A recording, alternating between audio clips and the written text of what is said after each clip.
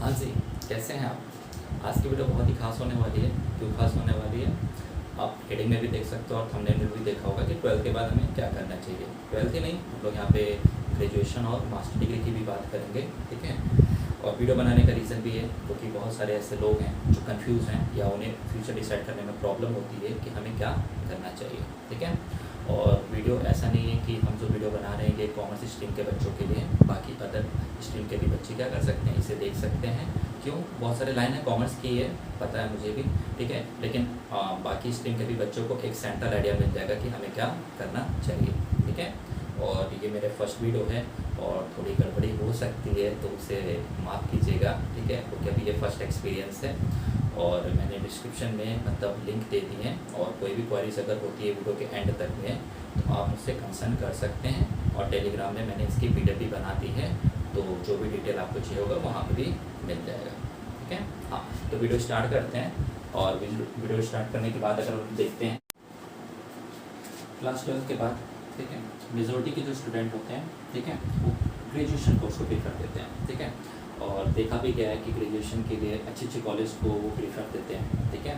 जो रेपुटेड अच्छे कॉलेजेस होते हैं, गवर्नमेंट कॉलेज भी होते हैं, प्राइवेट कॉलेज भी होते हैं, सेमी गवर्नमेंट भी होते हैं, ठीक है। और कोशिश ये करते हैं कि जितनी अच्छी कॉलेज मिल जाए उतनी अच्छी पढ़ाई होती है, ठीक है। हाँ, तो उसी के हिसाब से ग्रेजुएशन कोर्स किया जाता है, ठीक है। और ग्रेजुएशन कोर्स में देखा जाए तो कोर्स हमने कुछ लिमिटेड कोर्स लिए हैं, कोर्स ऐसे और भी हैं, ठीक है। और मेजोरिटी बच्चों की बात किया जाए, ठीक है, चाहे वो साइंस स्ट्रीम के हों, कॉमर्स स्ट्रीम के हों, आर्ट्स स्ट्रीम के हों, ठीक है, तो इस तरह के कोर्स को प्रेफर करते हैं, ठीक है। और जो ग्रेजुएशन के जो कोर्स के ड्यूरेशन होते हैं, चाहे इनकी हम किसी की भी बात करते हैं, ठीक है, तो ये 3 ईयर्स की होती हैं, ठीक है। हाँ, 3 ईयर्स, ठीक है। अभी हम लोग सबकी बात करेंगे, पहले आप कुछ बेसिक चीज़ समझ लीजिए, ठीक है। अब जो ग्रेजुएशन होता है 2 तरीके से होता है, ठीक है। एक होता है रेगुलर और एक होता है डिस्टेंस, ठीक है।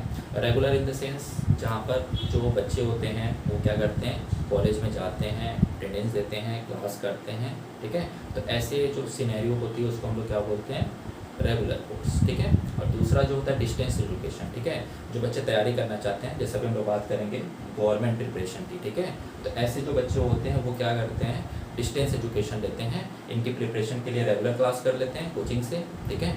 और इन चीज़ों को क्या कर देते हैं, प्राइवेटली कहीं कॉलेज में एडमिशन करा लेते हैं और एग्ज़ाम पीरियड के समय ये क्या करने जाते हैं, पेपर देने जाते हैं, ठीक है। तो ऐसे जो डिग्री मिलती है या रिजल्ट मिलते हैं उनको हम क्या बोलते हैं, डिस्टेंस एजुकेशन, ठीक है। हाँ, और दोनों के कंपैरिजन में अगर बात किया जाए तो जॉब के लिए या कहीं फॉर्म भरने में या गवर्नमेंट की जॉब चाहनी हो या फिर आपको प्राइवेट में कहीं जॉब करना हो तो कोई भी प्रॉब्लम नहीं होता, आप कर सकते हो, ठीक है। हाँ, पूरी मतलब आज़ादी है, ठीक है। अब देखते हैं हम लोग एक एक करके कोर्स में, ठीक है। और हाँ, एक चीज़ और कि अगर बहुत सारे ऐसे बच्चे होते हैं जो एक साथ एक से ज़्यादा भी कोर्स कर सकते हैं, ठीक है। जैसे आप बीए कर लो तो बीए के कई सारे कोर्स होते हैं, जैसे बीए में अगर आप देखो जैसे होता है बैचलर ऑफ आर्ट्स होता है तो आप आर्ट्स कर सकते हो, ठीक है। इकोनॉमिक्स अच्छी होती है तो इकोनॉमिक्स कर सकते हो।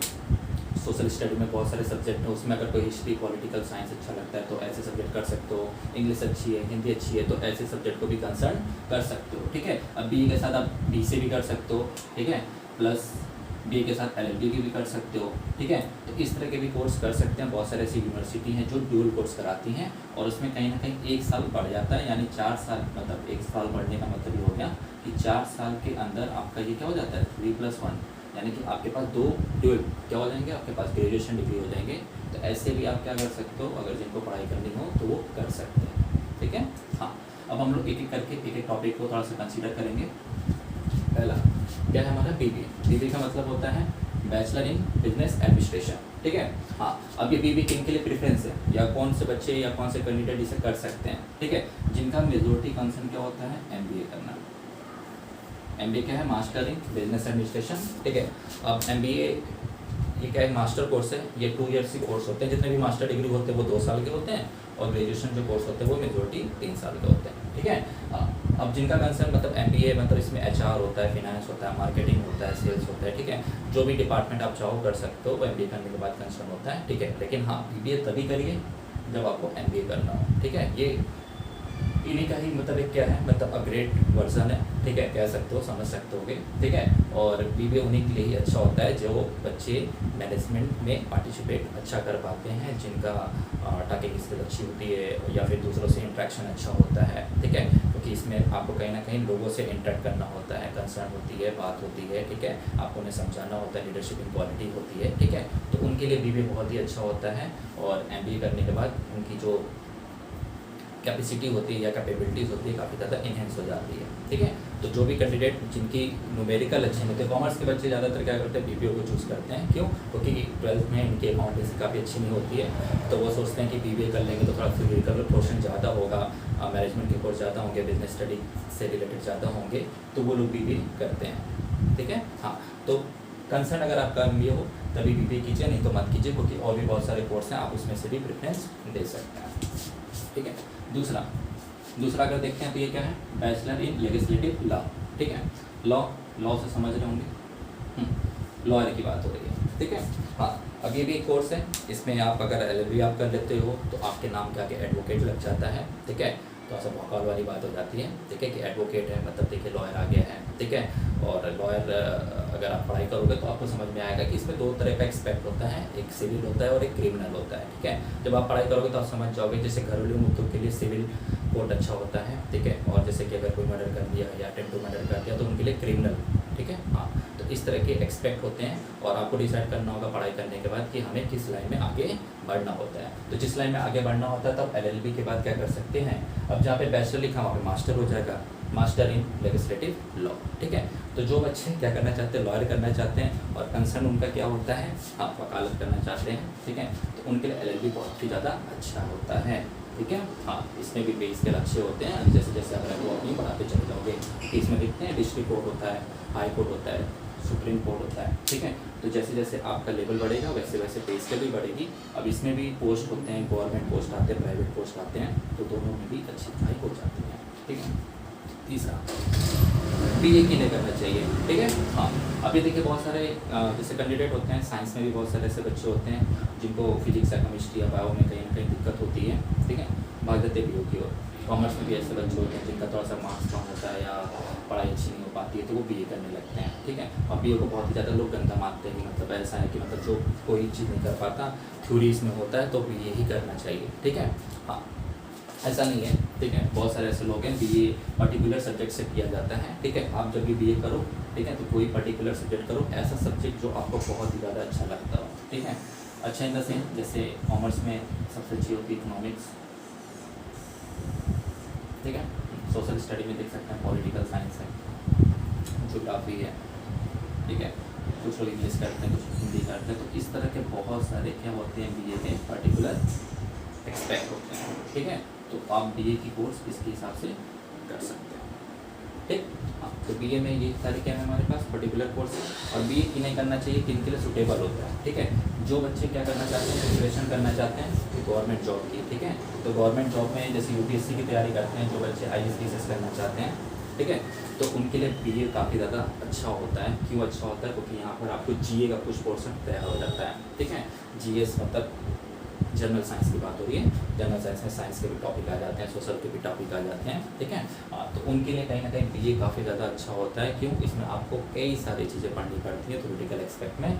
तो गवर्नमेंट जॉब के लिए सबसे अच्छा अगर आपको कोई कोर्स है, ठीक है, तो क्या है अपना बीए है। तो बीए भी बहुत बुरा नहीं है, ठीक है, अच्छा है, कर सकते हो। और जिनको आगे अपनी फ्यूचर बनानी है तो बीए के साथ साथ वो क्या कर सकते हैं, एमए कर सकते हैं, मास्टर इन आर्ट्स, वो भी पर्टिकुलर सब्जेक्ट में कर सकते हैं। और इनकी भी बहुत सारे वैकेंसी आती है, पर्टिकुलर सब्जेक्ट के हिसाब से जॉब्स आती है, ठीक है। तो वहाँ पर आपके लिए बीए काफ़ी ज़्यादा अच्छा होगा, ठीक है। नेक्स्ट देखते हैं बीसीए। बीसीए क्या है? Bachelor in computer application. बहुत सारे कैंडिडेट हैं जो 12th के बाद क्या करना चाहते हैं, कंप्यूटर में लाइन बनाना चाहते हैं। तो उनके लिए सबसे अच्छा जो कोर्स होता है वो क्या होता है, बीसीए होता है, ठीक है। अब बीसीए किन के लिए अच्छा होता है ये समझ लीजिए, ठीक है। कॉमर्स में बच्चों के ऑप्शनल में मैथ नहीं होता, तो बहुत सारे मेजोरिटी कॉलेज क्या करती हैं, मैथ नहीं होने के कारण 12 में बीसीए में एडमिशन नहीं लेते हैं, ठीक है। लेकिन इंडिया में बहुत सारे ऐसे कॉलेज हैं कि आपका अगर मैथ आपका ऑप्शनल नहीं भी होता है तो आपको बीसीए में एडमिशन ले लेते हैं, ठीक है। हाँ, अब बीसीए एडमिशन के लिए अगर देखा जाए तो कॉमर्स के बच्चे भी कर सकते हैं, बाकी स्ट्रीम के भी बच्चे बीसीए में एडमिशन ले सकते हैं। लेकिन हाँ, बीसीए तभी करिए जब आपका कंप्यूटर लाइन में काफ़ी मतलब गेम खेलना या फिर वीडियो देखने अच्छा लगता है। तो ऐसा नहीं कि आप बीसीए करो तो अच्छा होगा, ठीक है। बीसीए उनको करना चाहिए जिनको मतलब सच में मतलब प्रोग्रामिंग लाइन करना चाहते हैं या डिकोडिंग करना चाहते हैं, ठीक है, तो उनके एक्सपेक्ट के लिए जो 5-6 घंटे का पूरा बैठ के काम कर सकते हैं, तो उनके लिए BCA काफ़ी ज़्यादा अच्छा है, सूटेबल है, ठीक है। और BCA में अगर आपको लाइन और अच्छी करनी है तो आप क्या कर सकते हो, MC, ठीक है, मास्टर है, ये आपका मास्टर है कंप्यूटर एप्लीकेशन में, ठीक है। और इसकी फील्ड आने वाले समय में अगर हम बात करें तो सारे फील्ड से सबसे ज़्यादा इंपॉर्टेंट अगर फील्ड कोई है तो ये है, क्योंकि आने वाले फील्ड में देखा जाने वाले समय में BCA और MCA की डिमांड क्या होने वाली, काफ़ी ज़्यादा बढ़ने वाली है, क्योंकि आज के समय में सब कुछ टेक्नोलॉजिकल ज़माना है, सॉफ्टवेयर के ज़माने हैं, ठीक है। तो उस यहाँ पे BCA और MBA मतलब MCA के कैंडिडेट को प्रेफरेंस ज़्यादा मिलेगी, तो आप इसको भी चूज़ कर सकते हो, ठीक है। नेक्स्ट देखते हैं बैचलर इन फिजिकल एजुकेशन, ठीक है। बहुत सारे बच्चे होते हैं जो स्पोर्ट्स पे ज़्यादा फोकस रखते हैं, ठीक है, और स्पोर्ट्स के साथ साथ अगर आप टीचिंग के लाइन में भी जाना चाहते हैं, किस में, फील्ड में, गेमिंग में, ठीक है, गेमिंग इन द सेंस जो फिजिकली गेमिंग होती है, ठीक है, मोबाइल गेमिंग की बात नहीं हो रही है, तो उनके लिए कहीं ना कहीं कौन सा सूटेबल होता है, बैचलर इन फिजिकल एजुकेशन, ठीक है। आप इसे भी कर सकते हो, ये भी आपका 3 साल का ड्यूरेशन होता है, और अगर आपके फर्दर पढ़ाई करना चाहते हो, ठीक है, तो आप इसके साथ साथ क्या कर सकते हो, मास्टर कर सकते हो फिजिकल एजुकेशन, ठीक है, हाँ। और इसमें जैसे आप कोच बन सकते हो, मेंटर बन सकते हो, ठीक है, हाँ। और इसमें भी कई सारे फील्ड हैं, अगर आप इसमें पढ़ाई करना चाहोगे तो कर सकते हैं, ठीक है। तो ये उनके लिए है जो मतलब फिजिकल में अपना करियर बनाना चाहते हैं, फिजिकल में जैसे योगा है, मेडिटेशन है, ठीक है, तो इनके भी डिप्लोमा कोर्स करके, और इसमें कई सारे वैकेंसीज आते हैं, तो गवर्नमेंट जॉब के लिए काफ़ी ज़्यादा सूटेबल हो जाती है, ठीक। नेक्स्ट देखते हैं बीकॉम। अभी बीकॉम का हम लोग अभी काफ़ी आगे, मतलब इसके बाद अभी जो वीडियो बनेगी या इसके आगे जब भी जो हम लोग टॉपिक डिसाइड करेंगे तो बीकॉम की बात करेंगे, क्योंकि बीकॉम के बाद मेजोरिटी ये वीडियो जो बनाई जा रही है वो कॉमर्स स्ट्रीम के बच्चों के लिए बनाई जा रही है। तो बीकॉम और एमकॉम के बाद जो बच्चे डिसाइड नहीं कर पाते कि उन्हें क्या करना होता है, तो हम यहाँ पर बीकॉम को 10 कैटेगरी में बांटेंगे और वो डिसाइड कर सकेंगे बच्चे को उन्हें क्या करना चाहिए और क्या नहीं करना चाहिए, ठीक है। जिसको अभी हम लोग कंसिडरेशन बाद में देते हैं, ठीक। नेक्स्ट देखते हैं होटल मैनेजमेंट, ठीक है। हाँ, अब ये थोड़ा सा नया कोर्स है जो मतलब 12th के बाद कुछ लोग क्या करना चाहते हैं, होटल मैनेजमेंट करना चाहते हैं। इसके बारे में अवेयरनेस बहुत ही कम है, तो आज मैं बता देता हूँ कि होटल मैनेजमेंट क्यों अच्छी है और क्यों करनी चाहिए, ठीक है। ये भी बेसिकली 3 साल का कोर्स होता है, अगर आप क्या करना चाहते हो, ग्रेजुएशन करना चाहते हो, ठीक है। लेकिन अगर आपको जॉब करनी है, ठीक है, तो जॉब करने के लिए कुछ इंस्टीट्यूट हैं जो 6 मंथ या 1 साल के आपको क्या कराते हैं, डिप्लोमा कोर्स कराते हैं, और आपको होटल मैनेजमेंट का क्या मिल जाता है, सर्टिफिकेट मिल जाता है, ठीक है। अब इस सर्टिफिकेट का क्या करोगे, ठीक है, आपको कहीं ना कहीं इस सर्टिफिकेट के साथ साथ आपको किसी 4 स्टार होटल, कौन सा स्टार, 4 स्टार या उससे अपग्रेड, मतलब उससे प्लस होटल में क्या करना है, 2 साल का एक्सपीरियंस ले लेना है, ठीक है। अब अगर एक्सपीरियंस 2 साल का ले ले तो किसी भी होटल मैनेजमेंट से क्या कर लो, 1 साल या 6 महीने का डिप्लोमा कोर्स कर लो, या फिर आप क्या कर लो, होटल मैनेजमेंट से कोर्स कर लो पूरा, ठीक है, यानी ग्रेजुएशन कोर्स कर लो, और किसी होटल में क्या करो, 2 साल का एक्सपीरियंस। होटल कितना होना चाहिए, कम से कम 4 स्टार। अब 4 स्टार का ये मतलब नहीं होता कि गूगल में 4 रेटिंग कर दिया तो 4 स्टार होटल हो गया। 4 स्टार का मतलब होता है कि एक ऐसा होटल जिसमें 4 कंट्री के क्या बने, डिशेज मिलते हो, उससे ज़्यादा भी बन सकते हैं, ठीक है। और भी बहुत सारे कैटेगरियाँ हैं, तब वो 4 स्टार में आते हैं या 5 स्टार या 7 स्टार में आते हैं, ठीक है। और उन होटल में आपको क्या करना होगा, 2 साल आपको कहीं ना कहीं क्या करना पड़ेगा, जॉब करनी पड़ेगी, ठीक है। तो आपके पास तरह की लाइन्स होती हैं, ठीक है। इसमें पहला एक होता है होटल और दूसरा होता है क्रूज है, ठीक है। हाँ, इसको ध्यान दीजिए, जब 2 साल का आप एक्सपीरियंस ले लेंगे तो आप शहरों में देखते होंगे बहुत बड़ी बड़ी होटल्स होती हैं ना, तो होटल्स में आप कैरियर बना सकते हैं। और होटल मैनेजमेंट मैंने इसलिए बताया था कि जो लोग क्या करना चाहते हैं, देश के अलावा विदेश में जाना चाहते हैं या विदेश में अपना कैरियर बनाना चाहते हैं, ठीक है, तो ये 2 लाइन बहुत ही अच्छी है, ठीक है। और मेजोरिटी अगर देखा जाए तो होटल में के लाइन में अगर अच्छा परफॉर्मेंस देना हो तभी आप इस तरह के कोर्स कीजिए, ठीक है। और भी बहुत सारे कोर्स करके आप विदेश जा सकते हैं, ठीक है। ये भी एक ऑप्शन है कि आप विदेश जाने के लिए आप इस तरह की प्रोसेस को अडॉप्ट कर सकते हैं, ठीक है। तो होटल जितने भी आप देखेंगे कि बड़ी बड़ी जितनी भी होटल्स होते हैं, ठीक है, तो उनके लिए आपको ये 2 कैटेगरी पूरी करनी पड़ती है। पहला कि आपको होटल मैनेजमेंट करनी होती है और किसी दो मतलब यहाँ पर 5 स्टार होटल से, ठीक है, या 4 स्टार होटल से क्या करना होगा, आपको 2 साल का एक्सपीरियंस लेना होगा, ठीक है। तो आप किसी भी बड़े बड़े होटल, अच्छे होटल्स में क्या कर सकते हो, ज्वाइनिंग कर सकते हो। और अगर विदेश में देखा जाए तो 1000, ठीक है, डॉलर की बात करते हैं, ठीक है। तो नॉर्मल पे स्केल होती है, ठीक है, मंथली मतलब ग्राउंड लेवल की बात कर रहे हैं, और ऊपर जितनी आप लेवल बढ़ोगे उतनी अच्छी पे स्केल भी इसमें मिलती है, ठीक है। क्रूज़र लाइन की बात करते हैं, तो क्रूज़र लाइन आपने देखा होगा कि बहुत बड़ी बड़ी शिप्स देखी होंगी ना, जैसे टाइटैनिक टाइप की, ठीक है, तो उसमें बड़ी बड़ी शिप्स है ना, तो उसी तरह की क्रूज़र लाइन के भी बहुत बड़े, ठीक है, कोस्टा रिका, इस तरह के बहुत सारे क्रूज़र लाइन क्या हैं, शिप्स हैं, ठीक है। अभी शिप जैसे होते हैं कि होटल्स में देखते हो कि बड़ी बड़ी बिल्डिंग्स होती हैं, वैसे शिप्स में भी बहुत बड़े बड़े क्या होते हैं, क्रूज़र होते हैं, ठीक है। तो इसमें भी जॉब करने का मौका मिल सकता है, ठीक है। तो ये उन्हीं लोगों को मिल पाता है, और ये एक ऐसा लाइन होता है जहाँ पर आप दुनिया मतलब वर्ल्ड टूर कर सकते हो, ठीक है। वर्ल्ड टूर कैसे कर सकते हो, देखते होगे कि जो क्रूज़र होती हैं अलग अलग इंटरनेशनल पोर्ट्स पे जाती हैं, ठीक है, बंदरगाह पे पहुँचती हैं, और उस वजह से आप भी जब आप क्रूज़र में अगर आप कहीं अपॉइंट हो गया किसी जगह पे काम कर रहे होगे तो आपको भी मौका मिल जाता है उस शहर में ट्रैवल करने का, ठीक है। तो आपके पास ये ऑप्शंस है, अगर आप करना चाहो, ठीक है, तो यूट्यूब में बहुत सारे ऐसे वीडियो हैं जो इसके बारे में डिटेल एक्सप्लेनेशन दिए हुए हैं, आप उसमें देख सकते हो, ठीक है। तो होटल मैनेजमेंट भी काफ़ी अच्छा ऑप्शन हो सकता है, ठीक। नेक्स्ट देखते हैं, जो बच्चे क्या करना चाहते हैं, गवर्नमेंट जॉब की प्रिपरेशन करना चाहते हैं, और गवर्नमेंट जॉब के लिए सबसे अच्छा जो समय होता है क्लास 12 से ही होता है, ठीक है। और बच्चों को अवेयरनेस नहीं होती है, इस वजह से वो कहीं मिस गाइड हो जाते हैं, ठीक है। तो मैं तो ये कहूँगा कि जिनको भी क्लास 12 के बाद मतलब गवर्नमेंट प्रिपरेशन करनी है तो क्लास 12 से ही कंसर्न कर लें, ठीक है। अच्छी बात ये क्यों होती है, क्योंकि हमने अभी स्टार्टिंग में ही बताया होगा आपको कि आपको 2 तरह की ग्रेजुएशन होती हैं, एक होती है रेगुलर कोर्स और एक होते हैं हमारे डिस्टेंस कोर्स, ठीक है। तो डिस्टेंस कोर्स जो करना चाहते हैं तो उनके लिए गवर्नमेंट जॉब के लिए डिस्टेंस कोर्स काफ़ी ज़्यादा अच्छा होता है। आप भी समझ सकते हो कि क्लास 12 का अगर कोई बच्चा है तो बहुत ज़्यादा वो होगा तो 18 ईयर्स या 17 ईयर्स, ठीक है, प्लस ही होता है, ठीक है। और बहुत सारे गवर्नमेंट के जो जॉब्स आते हैं, वैकेंसीज जो आती हैं वो 18 साल से 23 साल के लिए तक होता है, ठीक है। और अवेयरनेस नहीं होने के कारण बच्चे क्या करते हैं, ग्रेजुएशन करते हैं, और 3 साल ग्रेजुएशन करते करते उनकी एज ही लगभग 22 साल 23 साल हो जाती है, और प्रिपरेशन अच्छी ना करने के कारण वो वैकेंसी चली जाती है और जॉब नहीं मिल पाता है, ठीक है। तो मैं तो कहूँगा कि 12 के बाद आप इनमें से कोई भी क्या कर लो, प्राइवेटली ग्रेजुएशन कोर्स कर लो, और उसके बाद गवर्नमेंट जॉब प्रिपरेशन के लिए तैयारी करना स्टार्ट कर दो। अब इसमें एसएससी कर सकते हो, बैंक कर सकते हो, रेलवे कर सकते हो, और भी बहुत सारे कोर्स हैं, यानी बहुत सारे गवर्नमेंट जॉब हैं, ठीक है। आप साइट पे जाके विजिट कर सकते हो, ठीक है, और वहाँ पे देख सकते हो, ठीक है। बहुत सारे ऐसे बच्चे होते हैं 12 के बाद यूपीएससी की तैयारी करना चाहते हैं, ठीक है, IAS और PCS की तैयारी करना चाहते हैं, तो उनके लिए भी जो अच्छा मौका होता है वो क्लास 12 से ही होता है।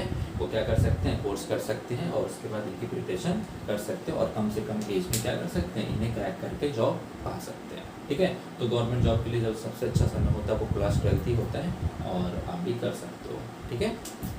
लास्ट देखते हैं CA फाउंडेशन। अब कॉमर्स के लिए बात कर रहे हैं तो कॉमर्स के लिए सबसे बेस्ट जो स्कूल में जब बच्चे होते हैं तो टीचर्स उन्हें गाइड करते हैं कि आप क्या करो, CA CS की तैयारी करो ना। तो CA CS के लिए कहीं ना कहीं CA फाउंडेशन की बात हो रही है, ठीक है। पहले CPT चलता था, और अभी जो रिसेंट समय में जो बहुत सारे चेंजेस हुए हैं ICA के द्वारा, तो यहाँ पर CA फाउंडेशन आ गया है, ठीक है। तो इसकी कंडीशन को थोड़ा सा समझ लीजिए। 12 के बाद आप क्या कर सकते हो, फॉर्म भर सकते हो, ठीक है। और इनका जो पेपर होता है मई जून में होता है पेपर, और एक होता है नवंबर दिसंबर में पेपर होता है, ठीक है।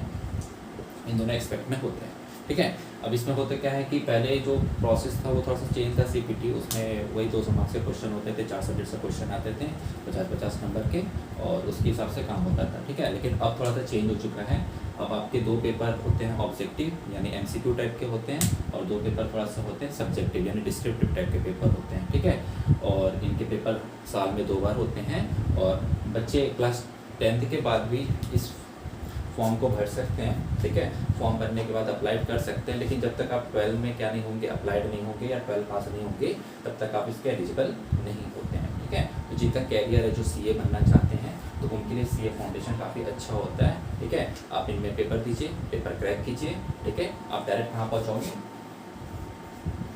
CA इंटरमीडिएट, ठीक है, हाँ इंटरमीडिएट, ठीक है। हाँ, यानी कि आप के पास दो ऑप्शन होते हैं, या तो 12th के बाद बीकॉम कर लो, ठीक है। बीकॉम करने के बाद आपको ये सीए फाउंडेशन करने की ज़रूरत नहीं है, आप डायरेक्ट कहाँ पहुँच जाओगे, सीए इंटरमीडिएट, ठीक है। लेकिन अगर आप 12th के बाद सीए की तैयारी करना चाहते हो तो आपके लिए सबसे अच्छा जो प्लेटफॉर्म है वो कौन सा है, सीए फाउंडेशन। आप पेपर दो, मई अटेम्प्ट में दो या फिर दिसंबर अटेम्प्ट में दो, पेपर क्रैक करो और आप सीए फाउंडेशन क्वालिफाई हो जाओगे, यानी आप कहाँ पहुँचोगे, सीए इंटरमीडिएट, ठीक है। यहाँ पे 8 पेपर होते हैं, ईयर बेसिस में आप 4-4 महीने डिवाइड कर सकते हैं इसको, ठीक है। और 6-6 महीने में हिसाब से इससे भी पेपर आप देके क्वालिफाई कर सकते हो। और जैसे आप सीए इंटरमीडिएट को क्वालिफाई करोगे आप कहाँ पर जाते हो, सीए फाइनल में, ठीक है। और ये लास्ट चरण होता है, और इसमें भी सेम 8 पेपर होते हैं, ठीक है। 8 पेपर के बाद आप 4-4 के हिसाब से आप क्या कर सकते हो, इन्हें क्वालिफाई कर सकते हो। इनके क्राइटेरिया समझ लीजिए सबसे पहले कि कैसे पास आउट होते हैं और क्या प्रोसेस होता है, ठीक है। आपके पास जो भी सब्जेक्ट होते हैं उसमें पर्टिकुलर एक सब्जेक्ट में 40% लाना होता है, और एग्रीगेट जो परसेंट बनता है, जैसे 8 पेपर है तो आपका 50% से प्लस होना चाहता है, ठीक है। तो अब जैसे पर्टिकुलर के हिसाब से तो 40%, लेकिन एग्रीगेट कितना चाहिए, 50%, ठीक है। तब आप सीए इंटरमीडिएट फाइनल कर पाओगे, यानी क्रॉस कर पाओगे। और सीए फाइनल के लिए भी ऐसे ही प्रोसेस होता है, ठीक है। और एज अ सीए फाउंडेशन का भी इसी तरह पैटर्न बन चुका है, यानी जो भी एमसीक्यू क्वेश्चन होंगे और डिस्क्रिप्टिव पेपर होंगे उनमें आपको कहीं ना कहीं पर्टिकुलर सब्जेक्ट में 40 और एग्रीगेट सब्जेक्ट में कितना लेना होगा, 50%, और आप सीए फाउंडेशन मतलब क्वालिफाई कर सकते हो, ठीक है। अभी इसके बारे में थोड़ा सा डिटेल सीए के लिए, जब बीकॉम आप कर लेते हो या ग्रेजुएशन कर लेते हो तो सीए कैसे करना है उसके लिए अभी हम लोग बीकॉम के टॉपिक में डिस्कस करेंगे, ठीक है। तो आई होप सो यहाँ जितनी भी हमने टॉपिक को कंसिडरेशन दिया है आपको समझ में आ गई होगी, ठीक है। और इसे अगर राइट डाउन करना हो तो राइट डाउन कर लीजिए, फिर हम लोग बीकॉम और एमकॉम के एक्सपर्ट को बात करेंगे। चलिए हम लोग आगे देखते हैं।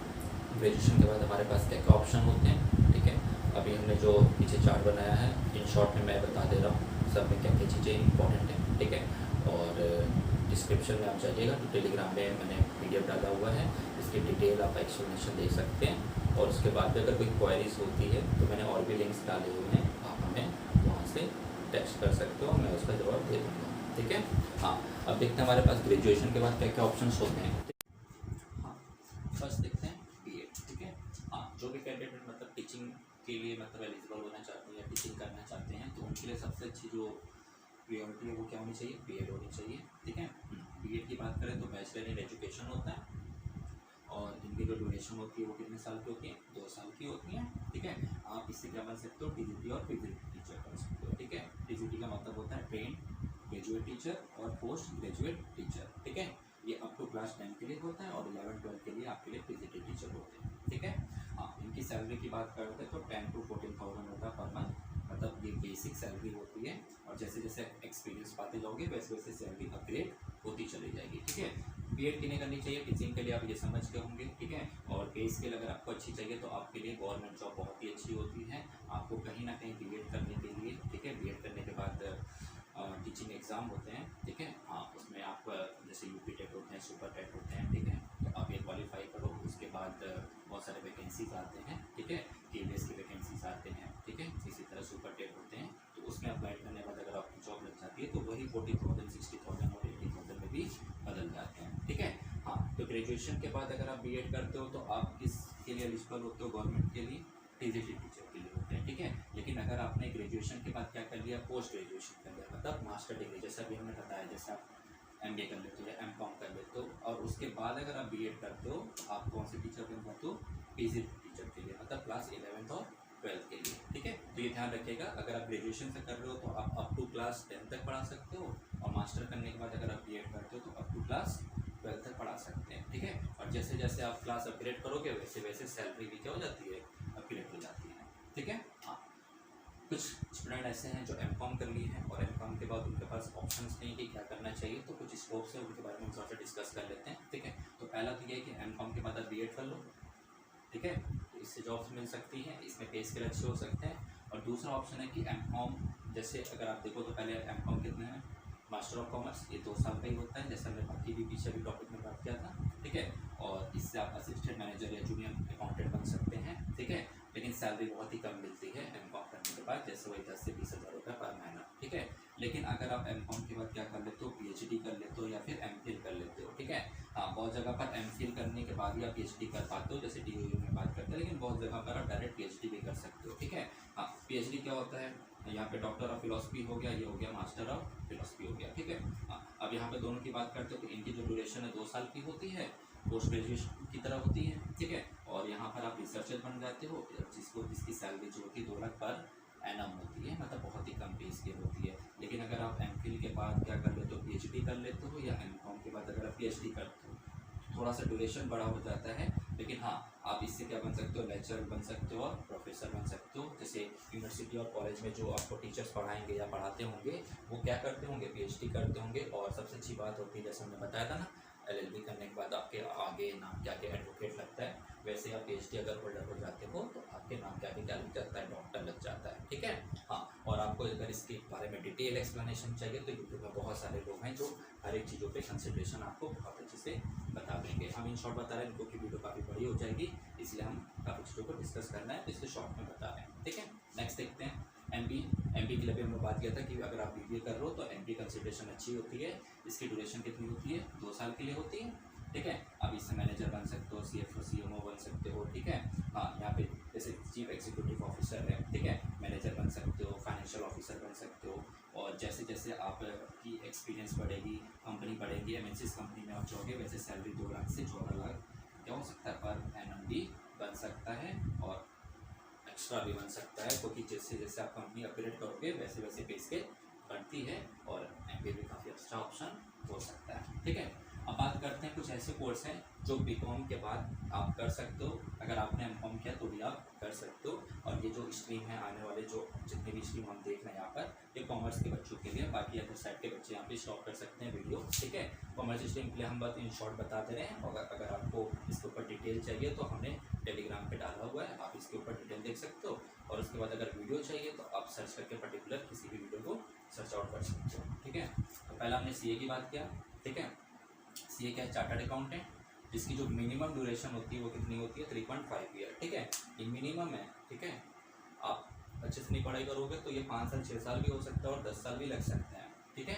हाँ, और सीए जैसे एज अ कम्पिटिटिव लोग बताते भी हैं कि जो एक्सपीरियंस ले रहे होते हैं, जो पढ़ाई कर रहे होते हैं, तो उनको ये पता होता है कि 4 साल 5 साल एवरेज लग जाता है, ठीक है। और टफेस्ट होता है exam as a commerce stream में जैसे कहा जाता है, ठीक है। लेकिन अगर आप रेगुलर पढ़ाई करोगे, इंटर्नशिप करते रहोगे सीए के अंडर में, तो आपकी कोर्सेज के साथ सीए भी आराम से निकल जाती है, ठीक है। अब इसमें ऑडिटर बन सकते हो, टैक्स अकाउंटेंट बन सकते हो, मैनेजमेंट अकाउंटेंट बन सकते हो, और भी बहुत सारे पोस्ट हैं, मैंने पीडीएफ में डाला हुआ है, ठीक है। सैलरी की बात करें तो मिनिमम जो सैलरी होती है वो 6 से 10 लाख होती है पर एनम, और जैसे जैसे आपकी एक्सपीरियंस बढ़ती चली जाएगी वही सैलरी 10 से 20 से 40 लाख भी हो जाती है, ठीक है।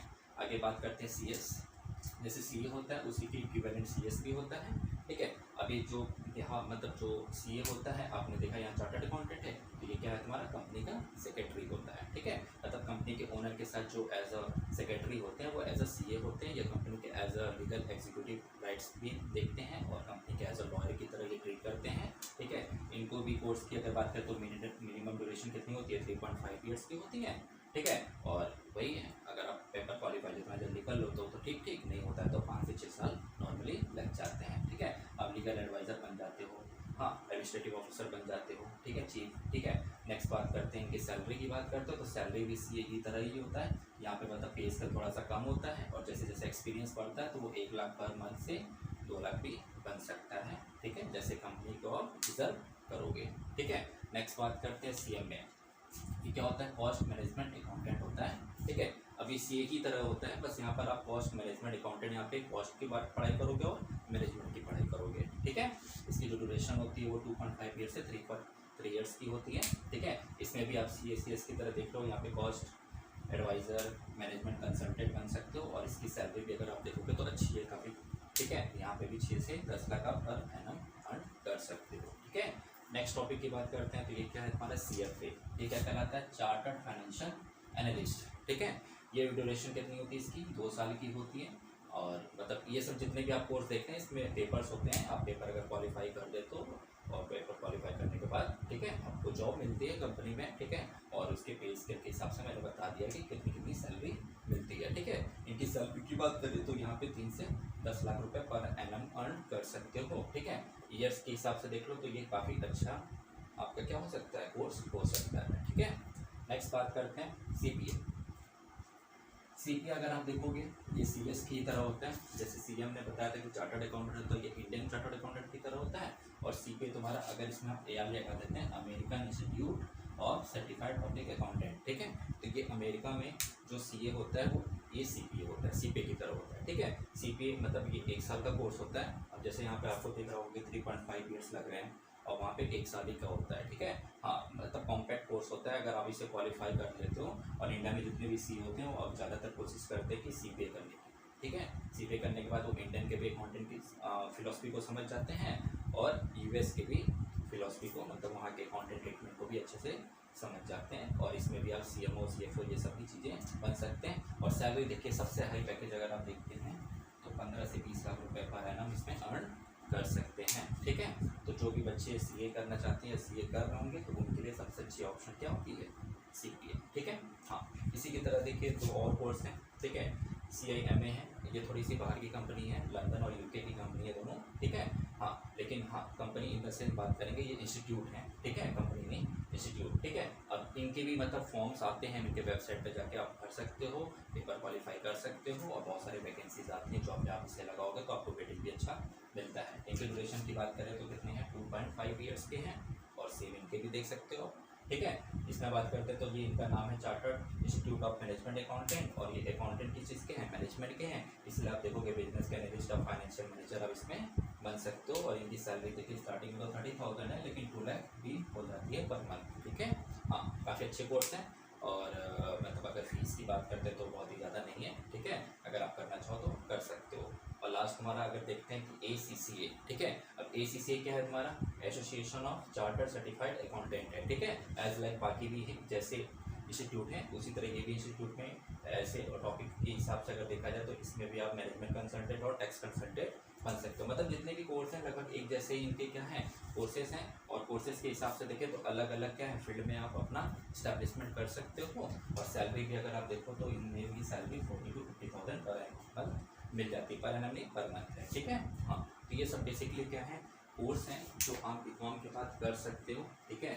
और जिनको अभी नहीं पता था कि बीकॉम के बाद कुछ ऑप्शन नहीं होते हैं, तो इतने सारे ऑप्शन हैं, आप इनमें से कोई भी एक पिकअप करके अपनी फ्यूचर ग्रोथ को एक्सपेक्ट बना सकते हो, ठीक है। और बेसिकली अगर देखा जाए तो कोर्सेज चाहे बीकॉम के हों चाहे एमकॉम के हो, और जो भी चीज़ें हैं ये कॉमर्स के स्ट्रीम से रिलेटेड हमने जितनी भी चीज़ें थी सब लगभग मैंने कंसर्न पूरी कर दी हैं। और जिसे अभी भी कोई भी डाउट होगा या प्रॉब्लम्स हो रही है या नहीं समझ में आ रही होगी तो मुझे जो डिस्क्रिप्शन में लिंक है उसमें जाके आप हमें कंसर्न कर सकते हैं।